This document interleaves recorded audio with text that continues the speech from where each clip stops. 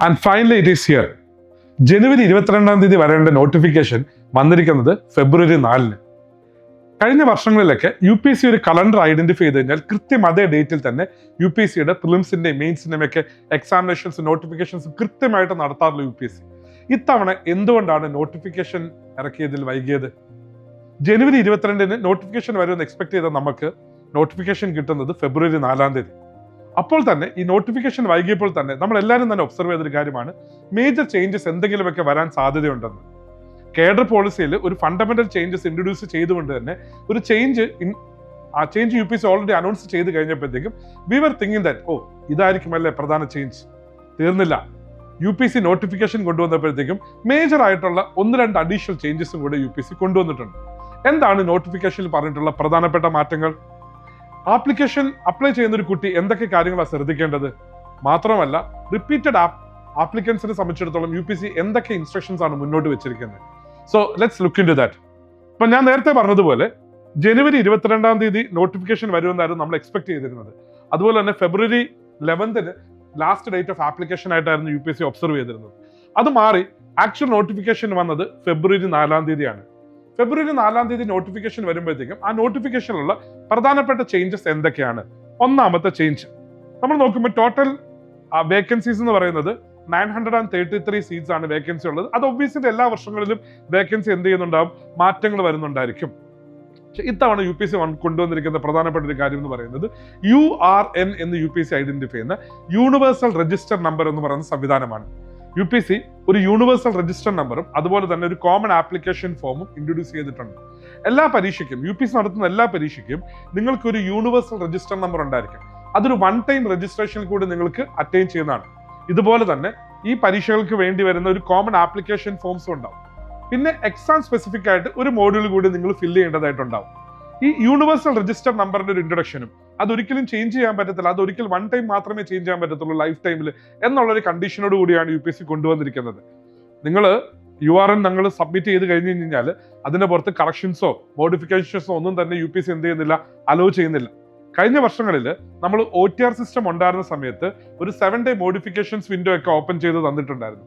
ഇത്തവണ അത്തരം സംവിധാനങ്ങളൊന്നും തന്നെ ഇല്ല എന്നുള്ളതാണ് മേജർ ആയിട്ടുള്ള ഇമ്പോർട്ടന്റ് ആസ്പെക്ട്. അടുത്ത പ്രധാനപ്പെട്ട ചേഞ്ച് എന്ന് പറയുന്നത് നമ്മുടെ ലൈവ് ഫോട്ടോ ക്യാപ്ചർ എന്ന് പറയുന്ന സംവിധാനമാണ്. എല്ലാ വർഷവും നമ്മൾ UPSC അപ്ലൈ ചെയ്യാൻ നേരത്ത് നമ്മൾ ഫോട്ടോ അപ്ലോഡ് ചെയ്യേണ്ടതാണ്. ഇത് ഫോട്ടോ അപ്ലോഡ് ചെയ്യുന്നത് കൂടാതെ തന്നെ ഒരു ലൈവ് ഫോട്ടോ ക്യാപ്ചർ നമ്മൾ അപ്ലൈ ചെയ്തുകൊണ്ടിരിക്കുന്ന സമയത്ത് അതിലൊരു QR കോഡ് വരും. നമ്മൾ ആ QR കോഡ് ഉപയോഗിച്ചിട്ട് നമ്മുടെ മൊബൈലിൽ നമ്മുടെ ലൈവ് ഫോട്ടോ ക്യാപ്ചർ ചെയ്യാനായിട്ടുള്ള ഒരു ഓപ്ഷൻ ഉണ്ട്. ആ ലൈവ് ഫോട്ടോ ക്യാപ്ചറും ഇതിലൊരു ക്രൂഷ്യൽ എലമെന്റ് തന്നെയാണ്.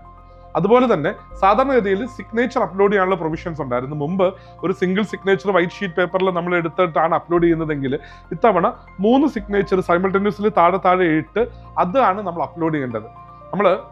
V are actually planning to have a live session for filling how to fill this. അപ്പോൾ ആ ലൈവ് സെഷനിൽ നമ്മൾ ഡീറ്റെയിൽ ആയിട്ട് ഈ എലമെന്റ്സുകളെല്ലാം തന്നെ ഒന്നുകൂടെ എന്ത് ചെയ്യുന്നുണ്ടാവും, ഒബ്സർവ് ചെയ്യുന്നുണ്ടാവും. ഇനി അടുത്ത മേജർ ചേഞ്ച് എന്ന് പറയുന്നത് എന്താണ്? അപ്പൊ ഞാൻ ഓൾറെഡി നിങ്ങളുടെ അടുത്ത് ആ യൂണിവേഴ്സൽ രജിസ്റ്റർ നമ്പർ എന്നുള്ള കൺസെപ്റ്റ് പറഞ്ഞു, രണ്ടാമതായിട്ട് ലൈവ് ഫോട്ടോ ക്യാപ്ചർ എന്നുള്ള കൺസെപ്റ്റ് പറഞ്ഞിട്ടുണ്ട്. ഇനി അടുത്തൊരു മേജർ ആയിട്ടുള്ള ചേഞ്ച് UPSC ഇൻട്രൊഡ്യൂസ് ചെയ്തിരിക്കുന്നത് ഈ ആപ്ലിക്കേഷൻ, അതായത് അപ്ലൈ ചെയ്യുന്ന കാര്യത്തിലാണ്. അതായത് ഓൾറെഡി നിങ്ങൾ സർവീസിലുള്ള ഒരാളാണെന്നുണ്ടെങ്കിൽ അതിൽ മേജർ ആയിട്ടുള്ള 1-2 ചേഞ്ചസ് UPSC ഒബ്സർവ് ചെയ്യുന്നുണ്ട്. UPSC പറയുന്നത് നിങ്ങൾ ഓൾറെഡി IAS-ലും IFS-ലും ഉള്ളവർക്കാണെങ്കിൽ വീണ്ടും അപ്ലൈ ചെയ്യാൻ പറ്റത്തില്ല എന്നുള്ളൊരു നിയമം നമ്മൾ കണ്ടിന്യൂ ചെയ്യുന്നുണ്ട്. ഇത് കൂടാതെ തന്നെ നിങ്ങൾ ഓൾറെഡി IPS-ൽ ഇരിക്കുന്ന ഒരാളാണെങ്കിൽ നിങ്ങൾ നെക്സ്റ്റ് ടൈം വീണ്ടും നിങ്ങൾക്ക് പരീക്ഷ എഴുതാനായിട്ട് സാധിക്കുമെങ്കിലും നിങ്ങൾ വീണ്ടും IPS തന്നെ വെക്കാനായിട്ട് സാധ്യമാവത്തില്ല. ഒരിക്കൽ IPS കിട്ടിക്കഴിഞ്ഞാൽ വീണ്ടും തന്നെ IPS വെക്കാൻ സാധ്യമാവത്തില്ല. ഇനി നിങ്ങൾ 2026 ഈ വർഷത്തെ റാങ്ക് ലിസ്റ്റിൽ നിങ്ങൾക്ക് കിട്ടുന്നുണ്ടെന്ന് വിചാരിക്കുക. നിങ്ങൾക്ക് IPS അല്ലെങ്കിൽ ഏതെങ്കിലും ഒരു ഗ്രൂപ്പ് A സർവീസ് കിട്ടുന്നുണ്ടെന്ന് വിചാരിക്കുക. നിങ്ങൾക്ക് 2027 ഒരു അറ്റംപ്റ്റ് കൂടെ കൊടുക്കാനായിട്ടുള്ള പ്രൊവിഷൻസ് ഉണ്ടാവും. സർവീസിൽ ഇരുന്നു കൊണ്ട് മൾട്ടിപ്പിൾ അറ്റംപ്റ്റ് ചെയ്യുന്ന ഒരു കൺസെപ്റ്റ് UPSC നിർത്തലാക്കാൻ തീരുമാനിച്ചിരിക്കുകയാണ്. അതോടുകൂടി ഓൾറെഡി നമ്മളൊരു സർവീസിൽ കയറിയിട്ട് മൾട്ടിപ്പിൾ അറ്റംപ്റ്റ് കൊടുത്തുകൊണ്ട് നമ്മുടെ റാങ്ക് ഇംപ്രൂവ് ചെയ്ത് ബെറ്റർ സർവീസിലേക്ക് വരാമെന്നുള്ള കുട്ടികളുടെ ഒരു മോഹത്തിനാണ് ഇത് തിരിച്ചടിയായിരിക്കുന്നത്.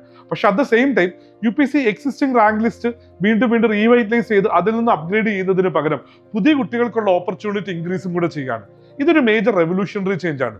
UPSC ഫണ്ടമെന്റലി എക്സ്പെക്ട് ചെയ്യുന്നത് യങ്ങർ ആയിട്ടുള്ള ക്രൗഡ്സ് കൂടുതലായിട്ട് അഡ്മിനിസ്ട്രേറ്റീവ് സർവീസിലേക്ക് വരണമെന്നുള്ളതാണ്.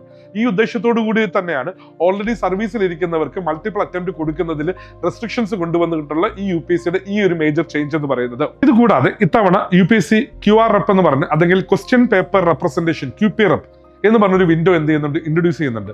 അതായത് ക്വസ്റ്റ്യൻ പേപ്പറിന്റെ അകത്ത് അതായത് UPSC ഒരു ആൻസർ കീ പബ്ലിഷ് ചെയ്യുന്നുണ്ടാവും, ഫൈനൽ ആൻസർ കീ അല്ല.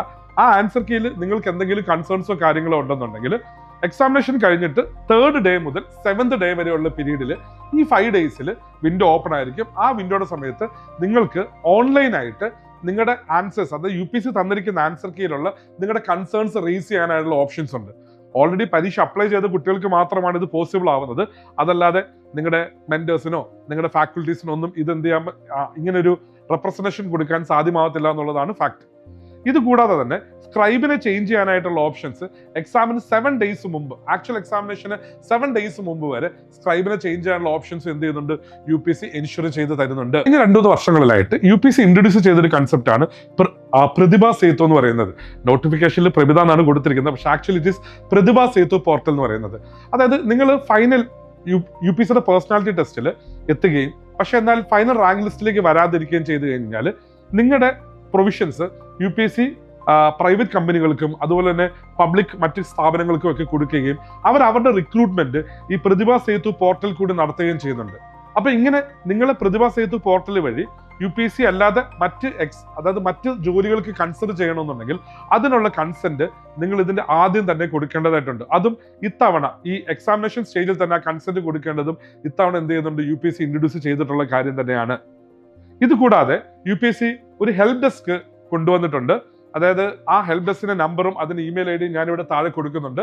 നിങ്ങൾക്ക് എന്തെങ്കിലും കൺസേൺസും കാര്യങ്ങളും ഉണ്ടെങ്കിൽ അപ്ലൈ ചെയ്യുന്ന സമയത്ത് ഈ ഹെൽപ്പ് ഡെസ്കിലും അതുപോലെ തന്നെ ഈ ഇമെയിലിൽ നിങ്ങൾക്ക് എന്ത് ചെയ്യാൻ പറ്റുന്നതാണ്, കോൺടാക്ട് ചെയ്യാൻ സാധിക്കുന്നതാണ്. ഇതിനു വേണ്ടി സ്പെസിഫിക് ആയിട്ട് UPSC ഐഡന്റിഫൈ ചെയ്തിരിക്കുന്ന ഒരു ഹെൽപ്പ് ഡെസ്ക് ആണ്. ഞാൻ നേരത്തെ പറഞ്ഞിരുന്നു, അതായത് കേഡർ പോളിസി കംപ്ലീറ്റ് ആയിട്ട് ഓവർഹോൾ ചെയ്തിരുന്നു UPSC എന്നുള്ളത്. അപ്പൊ കേഡർ പോളിസിയിലെ ഫണ്ടമെന്റൽ ആയിട്ടുള്ള ചേഞ്ച് എന്ന് പറയുന്നത് ഇനി മുതൽ നിങ്ങൾ ഹോം കേഡർ പ്രിഫർ ചെയ്യുന്നുണ്ടോ ഇല്ലയോ എന്നുള്ള കാര്യം മാത്രം കൊടുത്താൽ മതി. മറ്റ് കേഡേഴ്സിനുള്ള നിങ്ങളുടെ സർവീസ് പ്രിഫറൻസ് കൊടുക്കേണ്ട യാതൊരു ആവശ്യവുമില്ല. കാരണം UPSC തന്നെ നിങ്ങൾക്ക് അത് അലോക്കേറ്റ് ചെയ്ത് തരും. നിങ്ങളുടെ ഹോം കേഡർ UPSC അവൈലബിൾ ആണെങ്കിൽ അലോക്കേറ്റ് ചെയ്ത് തരും. അതല്ലെങ്കിലുള്ള ബാക്കിയുള്ള സർവീസുകൾ UPSCയുടെ ഒരു പർട്ടിക്കുലർ ഓർഡറിൽ നമുക്ക് അലോക്കേറ്റ് ചെയ്ത് തരുന്നതാണ്. അപ്പം ഇതൊരു ട്രൂലി റോളിന്റെ സർവീസ് ആക്കി മാറ്റുക എന്നുള്ള ഉദ്ദേശത്തോടു കൂടിയാണ് UPSC കേഡർ അലോക്കേഷനിൽ ഈ മേജർ ആയിട്ടുള്ള ഒരു ചേഞ്ചസ് കൊണ്ടുവന്നിരിക്കുന്നത്. നിങ്ങൾ മറക്കണ്ട, ഫെബ്രുവരി 24 വൈകുന്നേരം 6 മണിക്കുള്ളിൽ തന്നെ അപ്ലൈ ചെയ്യേണ്ടതാണ്. ഇനി OBC EWS കുട്ടികളുടെ പ്രത്യേക ശ്രദ്ധയ്ക്ക്, നിങ്ങളൊരു OBC കാൻഡിഡേറ്റ് ആണോ, നിങ്ങൾ OBC NCL സർട്ടിഫിക്കറ്റ് വെച്ചിട്ടാണ് OBC എലിജിബിലിറ്റിക്ക് വേണ്ടിയിട്ട് അപ്ലൈ ചെയ്യുന്നത്. ഈ OBC NCL സർട്ടിഫിക്കറ്റ് എന്ന് പറയുന്നത് കഴിഞ്ഞ 3 ഫിനാൻഷ്യൽ ഇയർ, അതായത് 2022-23, 23-24, 24-25 ഫിനാൻഷ്യൽ ഇയറിൽ ബേസ് ചെയ്തിട്ടാണ് നിങ്ങൾ OBC NCL സർട്ടിഫിക്കറ്റ് ഇഷ്യൂ ചെയ്യേണ്ടത്. അതായത് കഴിഞ്ഞ April 1-4-2025 ശേഷം ഇഷ്യൂ ചെയ്തിട്ടുള്ള, എന്നാൽ ഇതിന്റെ ലാസ്റ്റ് ഡേറ്റ് അതായത് 24th February ആണ് ലാസ്റ്റ് ഡേറ്റ്, അതിനു മുമ്പ് ഇഷ്യൂ ചെയ്തിട്ടുള്ള ഒരു സർട്ടിഫിക്കറ്റ് ആണ് നിങ്ങൾക്ക് OBC സർട്ടിഫിക്കറ്റ് ആയിട്ട് ഹാജരാക്കേണ്ടത്. സോ വൺസ് അഗൈൻ April 1-2025 ശേഷം അതുപോലെ തന്നെ February 24, 2026 മുമ്പും ഇതിനുള്ളിൽ അപ്ലൈ ചെയ്തിട്ടുള്ള അല്ലെങ്കിൽ ആ ഡേറ്റഡ് ആയിട്ടുള്ള ഒരു OBC NCL സർട്ടിഫിക്കറ്റ് ആണ് വേണ്ടത്. അതിൽ കൺസിഡർ ചെയ്യേണ്ട 3 ഫിനാൻഷ്യൽ ഇയർ എന്ന് പറയുന്നത് 22-23, 23-24 ആൻഡ് 24-25 ഈ 3 ഫിനാൻഷ്യൽ ഇയർ കൺസിഡർ ചെയ്യേണ്ടത്. ഇനി EWS ആണെന്നുണ്ടെങ്കിൽ കഴിഞ്ഞ ഫിനാൻഷ്യൽ ഇയർ ആണ് കൺസിഡർ ചെയ്യുന്നത്. February 2024-25 ഫിനാൻഷ്യൽ ഇയറിൽ നിങ്ങൾ EWSന് എലിജിബിൾ ആയിരിക്കണം. ഡേറ്റ് ഇതിന് സിമിലർ ആയിട്ട് തന്നെയാണ്.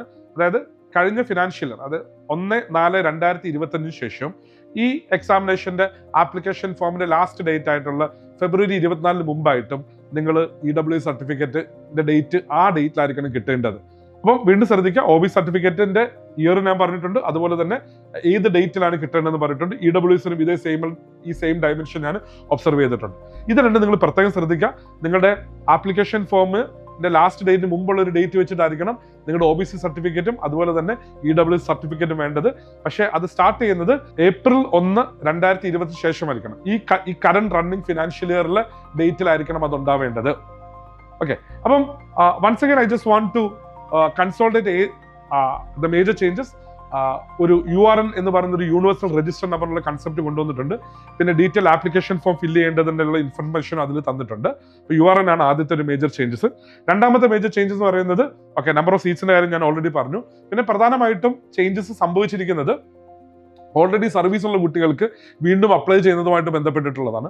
അതുപോലെ ഈ വർഷം മുതൽ ഇനി മുന്നോട്ട് പോകുമ്പോഴത്തേക്കും സർവീസിലിരിക്കുന്ന കുട്ടികൾക്ക് വീണ്ടും എഴുതാനായിട്ടുള്ള പ്രൊവിഷൻസ് ലിമിറ്റഡ് ആക്കിയിരിക്കുകയാണ് UPSC. ഒരു അറ്റംപ്റ്റൂടെ ഈ കമ്മിങ് ഇയറിൽ ഒന്നും കൂടെ എഴുതാമെന്നുള്ള ഓപ്ഷൻസ് കൊണ്ടുവരുന്നല്ലാതെ മൾട്ടിപ്പിൾ അറ്റംപ്റ്റ്സ് പിന്നെ കൊടുക്കാൻ സാധ്യമാകത്തില്ല. അങ്ങനെ ചെയ്യാൻ സാധിക്കും. നിങ്ങൾ എക്സിസ്റ്റിംഗ് സർവീസ് റിസൈൻ ചെയ്തിട്ട് വീണ്ടും നിങ്ങൾ പരീക്ഷ എഴുതേണ്ടതായിട്ട് വരും.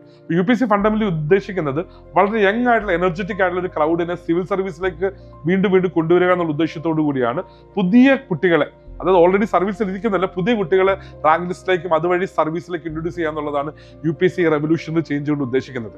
ഇതുപോലെ തന്നെ നമ്മൾ ആ കേഡർ സിസ്റ്റം കൂടെ നോക്കുമ്പോഴത്തേക്കും ഓരോ റീജിയണലായിട്ട് ഉള്ള ആൾക്കാർ അവിടെ ഇരിക്കുന്നത് ഒഴിവാക്കിക്കൊണ്ട് ഒരു ഓൾ ഇന്ത്യ സർവീസ് ഒരു ട്രൂലി ഓൾ ഇന്ത്യ രീതിയിലാക്കുന്ന രീതിയിലും ഉള്ള മാറ്റങ്ങൾ കൊണ്ടുവന്നിട്ടുണ്ട്. സോ മറ്റ് മേജർ ചേഞ്ചസ് ഒന്നും ഇല്ലെങ്കിൽ കൂടി ഈ ഒരു ചേഞ്ചസിനെ പറ്റി നിങ്ങൾക്ക് എന്താണ് ഒബ്സർവ് ചെയ്യുന്നത്?